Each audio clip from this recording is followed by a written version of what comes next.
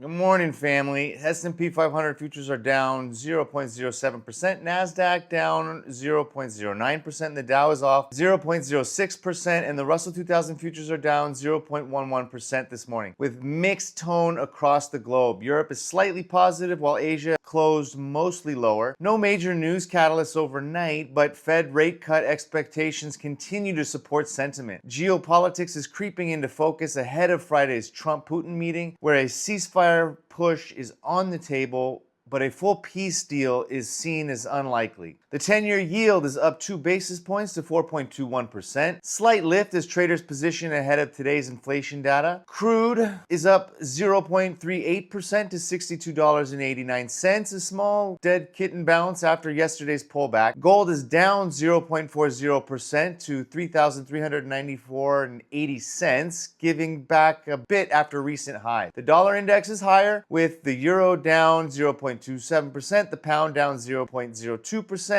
and the yen up 0.57%. Asia took a pull day. Nikkei slid 1.45% as the yen strengthened on expectations the BOJ may hike rates. Greater China markets fell after data showed new loans shrank for the first time in 20 years, a sign of sluggish credit demand. Tencent outperformed on strong Q2 earnings, but most internet names slipped. Australia's jobless rate came in as expected, and South Korea saw import prices rise for the first time in 6 months, potentially paving the way for a rate cut. Europe is showing early strength. The FTSE 100 is flat, DAX is up 0.26%, the CAC 40 up 0.30%, and the UK GDP surprised to the upside for the Q2, and Norges Bank held rates steady at 4.25%, but signaled easing ahead. UK RICS house prices remain under pressure, while Eurozone industrial production missed estimates. China's lending contraction seen as both seasonal and a sign of soft growth. Beijing ordered Alibaba and ByteDance to halt purchases of NVIDIA H2O chips. On the macro calendar, 8:30 a.m. Eastern Time, U.S. Producer Price Index. Initial jobless claims. At 10:30, we get EAI, natural gas inventories. 2 p.m., Richmond Fed's Barkin speaks. We're in a market that's